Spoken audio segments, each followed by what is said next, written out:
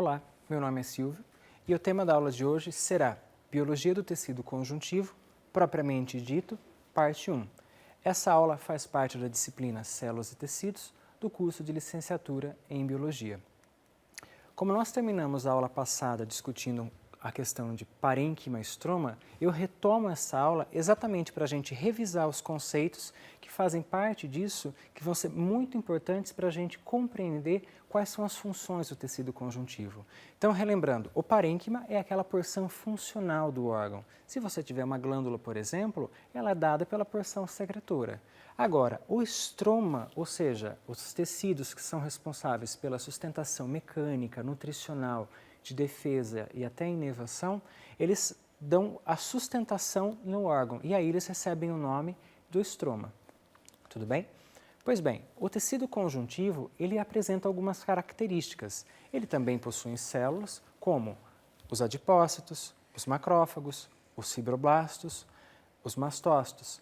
Cada uma dessas células vai desempenhar uma função muito específica dentro desse tecido conjuntivo.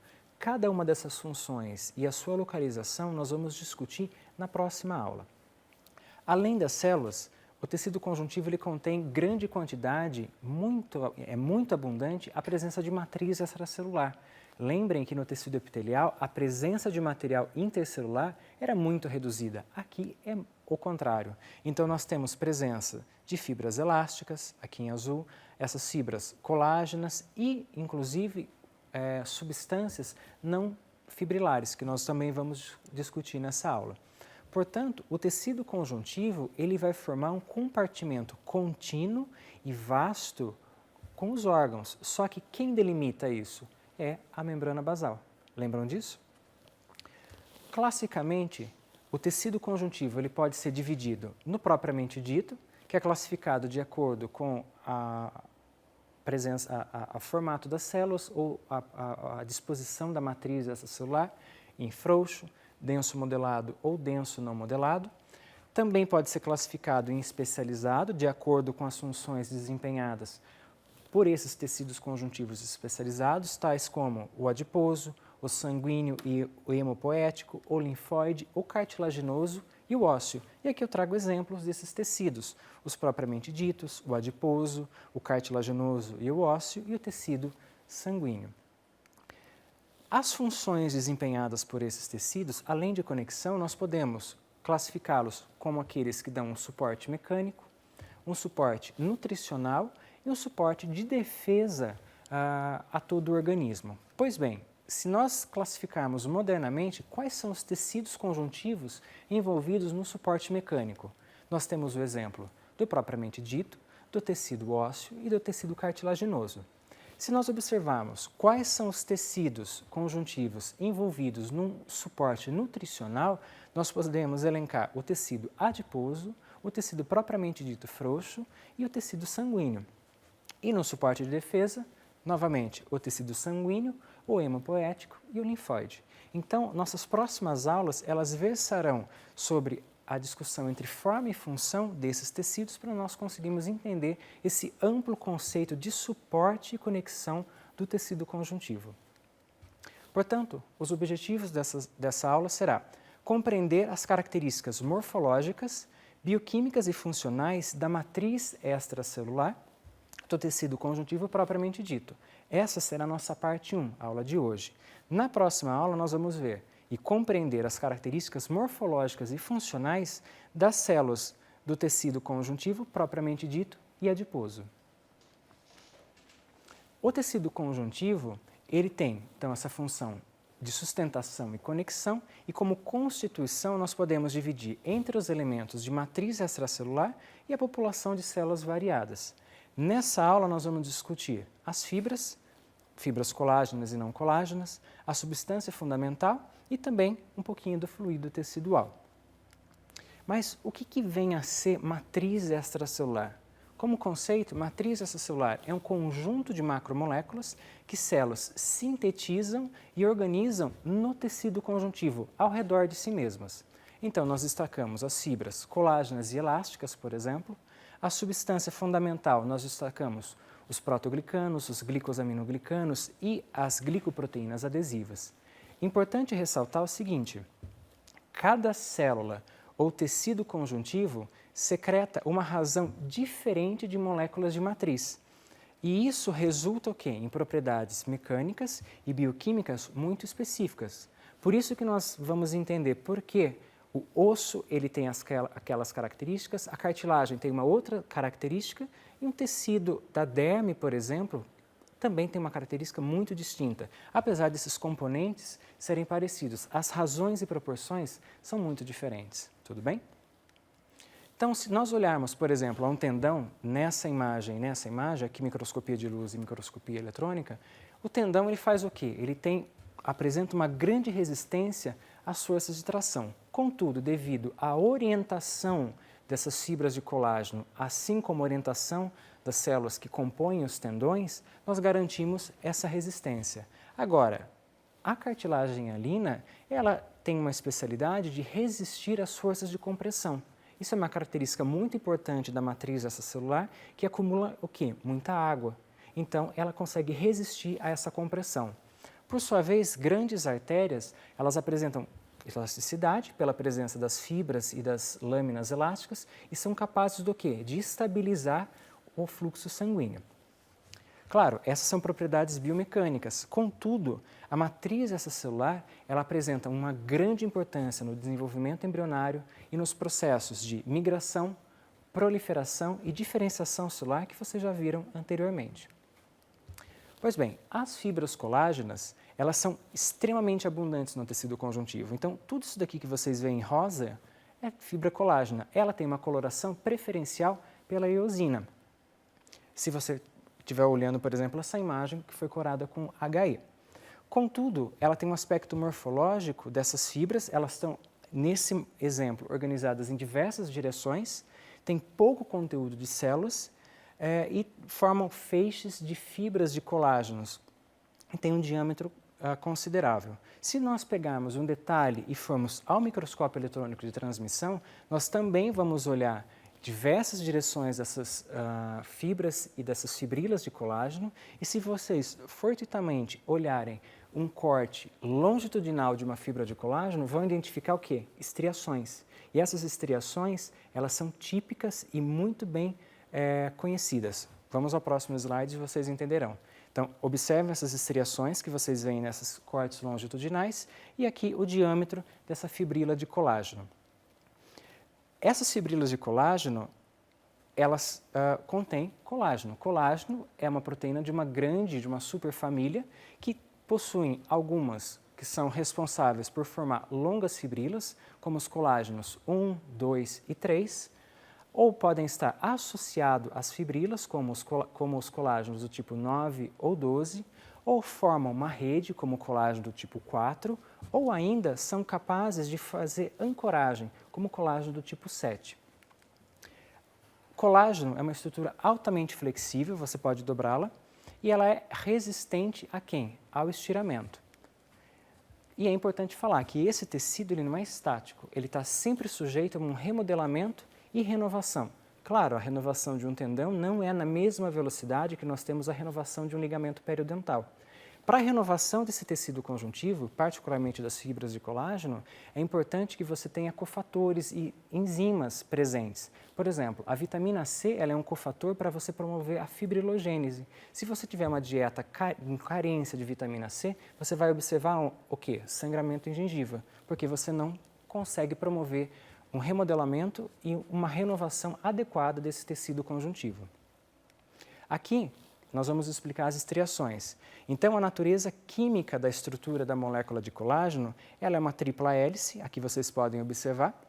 Então, são 3 cadeias alfa e cada uma dessas cadeias alfas, ela é formada por um aminoácido, a glicina, seguido por um aminoácido, em geral, a prolina, e um terceiro aminoácido, em geral, uma hidroxiprolina. A organização dessa molécula de colágeno, ela consegue, principalmente no colágeno do tipo 1, que é o que eu vou descrever aqui para vocês, elas se arranjam espontaneamente, ligações ocorrem entre essas moléculas e elas vão se organizando em fibrilas. Cada fibrila pode formar uma fibra colágena e cada fibra colágena vai formar um feixe de fibras de colágeno. Tudo bem? Contudo, algumas fibras elas não podem formar feixes de fibras. O colágeno tipo 3, por exemplo, eles formam fibras do tipo reticular. São fibras extremamente delgadas e são conhecidas como fibras argirófilas. O que é isso? Deve-se exatamente ao fato da afinidade que ela tem por métodos de impregnação por prata. Essas fibras de colágeno tipo 3, elas promovem um arcabouço muito delicado em alguns órgãos, por exemplo, que envolvem uma taxa de migração celular muito alta. Por exemplo, fígado, baço, linfonodo, medula óssea. Então, como eu disse, elas também são estruturas flexíveis e elas favorecem essa migração celular. Caso você substitua nesses órgãos esse colágeno do tipo 3, por outro tipo de colágeno, você pode causar algum problema à função normal dessas células. Tudo bem? As fibras elásticas, outro tipo de fibra que compõe a matriz extracelular, ela é composta por elastina e microfibrilas, que nós vamos ver adiante.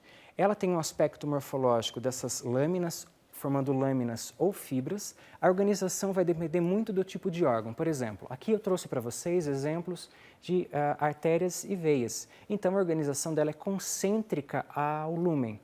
Em pele, por exemplo, como você pode esticar a pele para qualquer um dos lados, é importante que você tenha disposição de feixe dessas fibras elásticas em diversas direções. Então, você pode encontrá-las em diversos órgãos ou, como eu disse, nos vasos e ligamentos elásticos. E é interessante dizer que ela é uma molécula hidrofóbica. Por ela ser hidrofóbica, uma vez que você estira essa molécula, você vai expor essas regiões hidrofóbicas à água, que não é uma conformação favorável para ela. Uma vez que você retira essa força, essa molécula ela volta naturalmente à sua conformação original, sem gasto de energia. Em mais detalhes, quem faz parte das microfibrilas? Uma proteína, por exemplo, é a fibrilina. A fibrilina é uma glicoproteína, ela forma um arcabouço para a deposição das moléculas precursoras de elastina e elas, por si só, resistem à tração. A elastina, por sua vez, é uma proteína não glicosilada, ela é uma molécula hidrofóbica, como eu já expliquei para vocês, e ela é sintetizada por fibroblasto e células musculares lisas. E ela apresenta essa grande capacidade de elasticidade e distensão, exatamente pela natureza hidrofóbica que ela possui. A constituição dela de aminoácidos, nós podemos elencar a glicina, valina, alanina e prolina, por exemplo. E aqui vocês observam, nessas eletromicrografias, uma sequência na formação dessas fibras elásticas. Então, nesse primeiro estágio, nós encontramos principalmente quem? As microfibrilas. Essas fibras são chamadas de fibras oxitalânicas. Nesse segundo exemplo, nós encontramos um misto entre essas microfibrilas e a presença de grumos de elastina. A essas fibras nós damos o nome de fibras elanínicas. E esse terceiro exemplo, nós ainda encontramos as microfibrilas, mas um grande centro de deposição de elastina. E a esse nós chamamos de fibras elásticas maduras. Contudo, isso forma uma sequência no tecido, não são estágios diferenciados, isso é sequencial. Pois bem, uma vez que nós terminamos o estudo das fibras, agora nós vamos olhar para a substância fundamental. A substância fundamental ela é uma mistura complexa e altamente hidratada. E o que ela faz? Ela preenche espaços entre as células e as fibras do tecido conjuntivo. Observem nessa imagem que você tem essas grandes feixes de fibras de colágeno e um espaço em branco entre elas. Essa região ela é preenchida pela substância fundamental. Contudo, o processamento histológico retira esse material e você aqui não tem uma coloração para isso, mas nós conseguimos identificar a região na qual ela existia. Dentre os componentes da substância fundamental, nós vamos elencar três. O primeiro deles são os glicosaminoglicanos. São cadeias polissacarídicas não ramificadas, são formadas por disacarídeos repetitivos e é importante ressaltar a presença de radicais carboxílicos ou sulfatados. Isso vai favorecer o quê? A associação com cátions, portanto, são moléculas que acumulam água, tá bom? Esses disacarídeos repetitivos nós podemos observar nessa estrutura. Então, você tem um ácido urônico, dependendo da combinação que você tiver entre o ácido urônico e o aminoácido, você pode classificar essa molécula de glicosaminoglicano. Então, aqui eu trago alguns exemplos para vocês, como, por exemplo, o condroitin, o dermatan, o heparan e o queratan sulfato. São glicosaminoglicanos que passam pelaquela via biosintética secretora e têm suas modificações no complexo de Golgi. Um glicosaminoglicano que eu chamo a atenção de vocês é o ácido hialurônico. O ácido hialurônico ele é muito particular. Ele não apresenta essa sulfatação. A síntese dele se dá por um complexo proteico lá na membrana plasmática e ele não vai se agrupar num filamento central de proteína, que são os proteoglicanos que a gente vai ver no próximo slide. Tudo bem? Só que a grande função dos glicosaminoglicanos, exatamente pela presença de radicais carboxílicos e sulfatados, é acumular essa água.